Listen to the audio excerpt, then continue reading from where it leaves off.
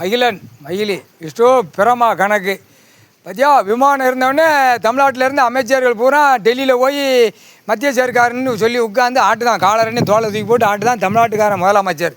என்ன கணக்கு கேட்கையா? என்ன கணக்கு நீ கேட்கியா?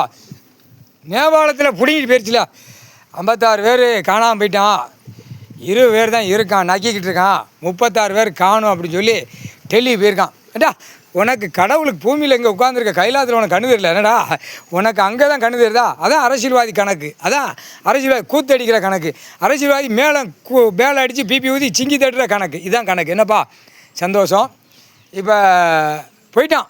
இப்போ லைவில் ஓடுது அப்படின்னா இவங்களா சட்டப்பேரவையில் மாற்றி 3 கட்சிக்காரன் மாவு ஆட்டு தான். ஒரு பக்கம் மாவாட்டு தான், ஒரு பக்கம் மாவை அள்ளி தூக்கி போடுதான், ஒரு பக்கம் வயிற்றை தள்ளிக்கிட்டு நிற்கான். அப்போ இதுக்கு என்ன வேடை?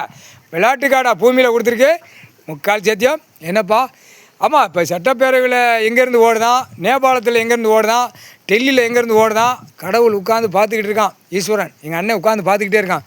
ஆடுறா விரிச்சு போட்டு ஆடுறா அப்படின்னு சொல்லிக்கிட்டு அவன் ஏடு படிச்சுக்கிட்டு இருக்கான் லிங்கத்தில் முக்கால் சத்தியம். புரிஞ்சுக்கப்பா.